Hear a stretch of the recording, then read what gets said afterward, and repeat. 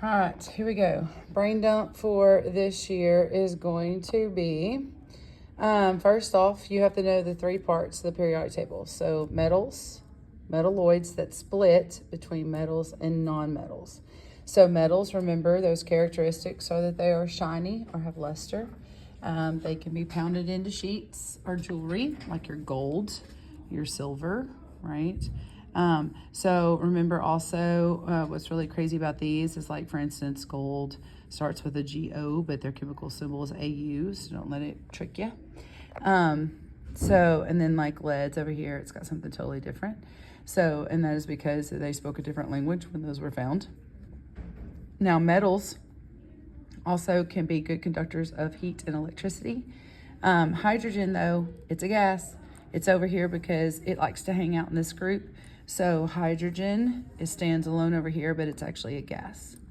Metalloids have a stair step. This stair step shows that there's a difference, but it splits it. Non-metals are brittle. They are not shiny. They are liquids, solids, soft solids, and they are gases. Like all of these are going to be your gases, your noble gases, okay? Metalloids take on the characteristics of both. So sometimes they're good conductors of electricity, but they're brittle, blah, blah. So there's all kinds of different things with the metalloids. So those are your three sections of the periodic table. Then we talked about what is an element.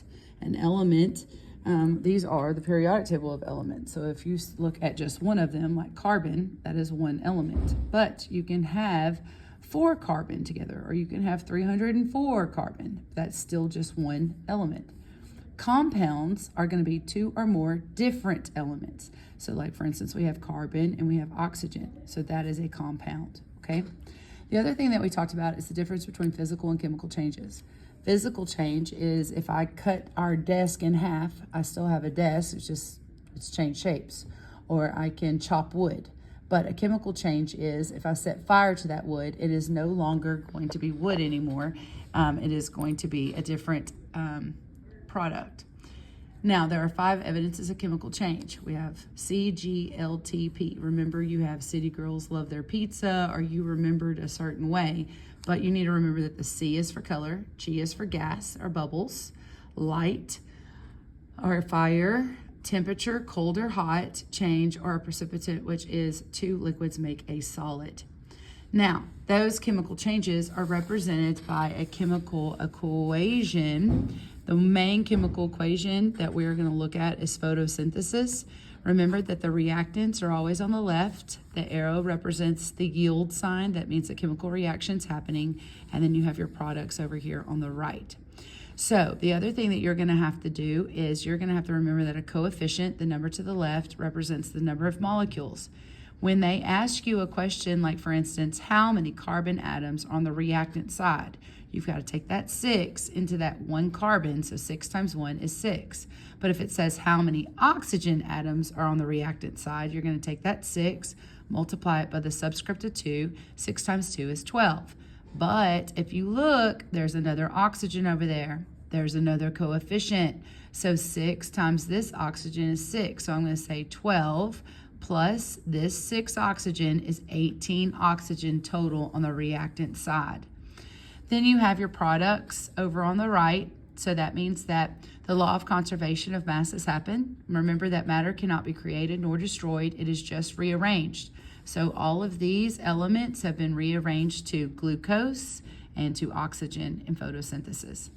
Also remember that little number to the right is called a subscript. That tells me the number of atoms that are attached to that element. So that is category 1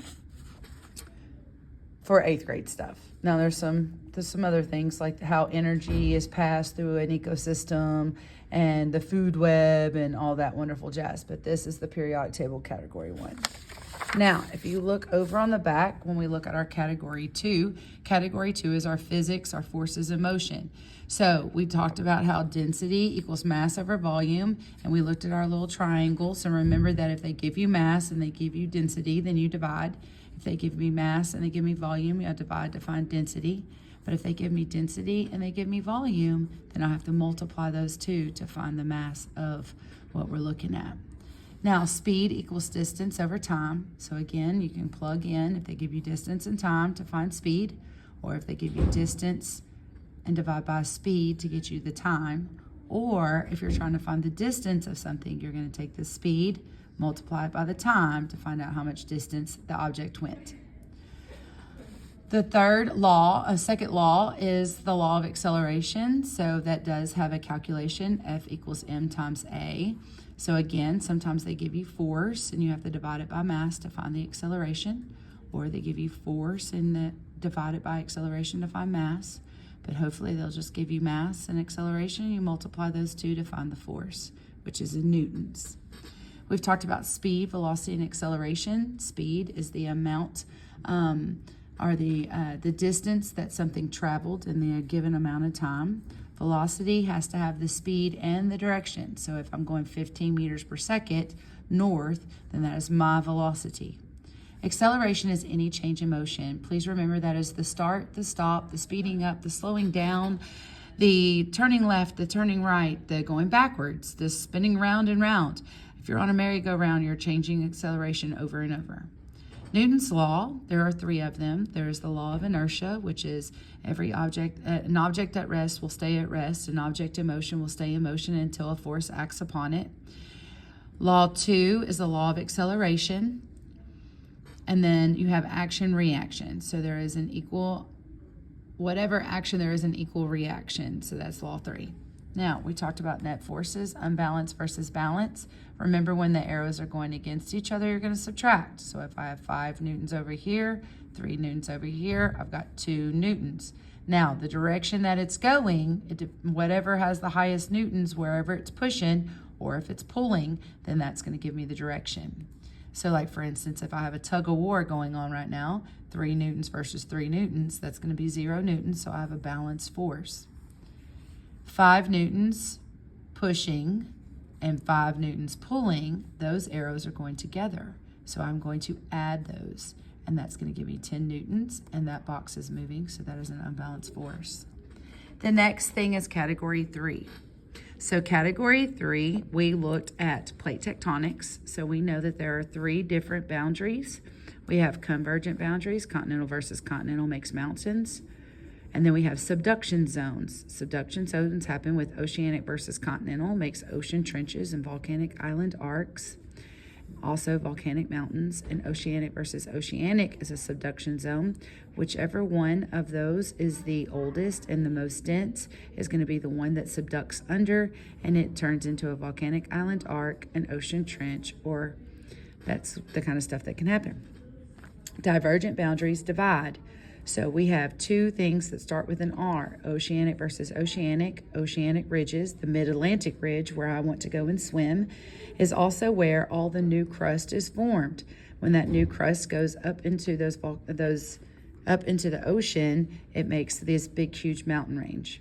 Underneath the ocean, it's one of the biggest ones. Mid-Atlantic Ridge has the biggest one. Continental versus continental is a rift valley or a rift zone. Some of these have filled up with water now. Sometimes they're just a really big, huge crack in the beautiful earth. Then you have your transform boundaries. Those are fault lines, and they cause earthquakes. The next thing we looked at is stars and galaxies.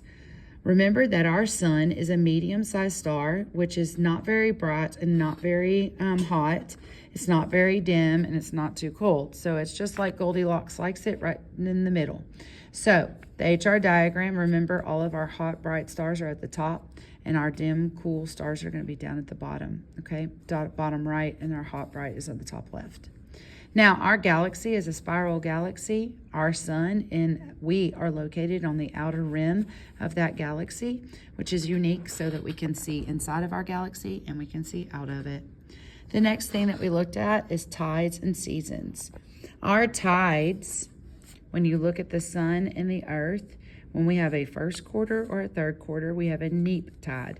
And the reason for that is because the water is pulled towards the moon and the sun. So that means that we're not going to have very high tides or very low tides. It's not a very extreme difference.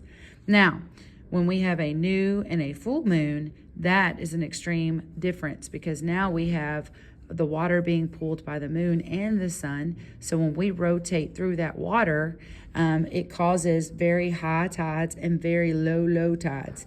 And so when that happens, it's every 12 hours. Remember, as we rotate through, we're going to go through that water. Okay. And then make sure you know new and full is the spring tide, and the first and third is the neap tide. So you need to make sure you review those good.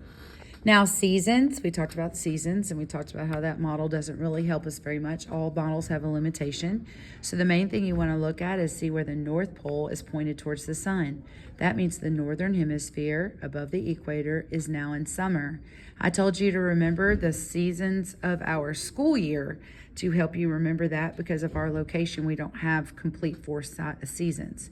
So we have the summer, and in about 3 months, we have fall, which is football time. And then after football season, we have winter. After winter, we count down the days to spring break. Spring break counts down the days to summer. So remember that the northern hemisphere is in winter. The southern hemisphere is in the opposite season, so they are in summer.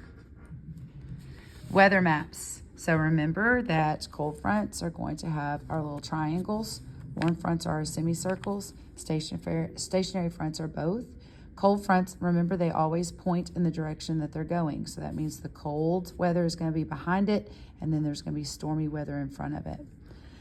Same as warm fronts. Warm temperatures are going to be behind it, and then there's going to be, it's kind of a lot of rain, not very much storms, but a whole lot of rain with that. And then stationary fronts, neither one of them can take over, so they overlap, and it's just going to be a whole lot of rain.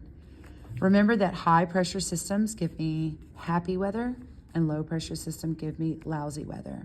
So we will review a little bit more on that. Category 4 is what we just went over with the cells, adaptations, genetics, and all that stuff. So we'll go over that again after spring break. All right, make sure you study.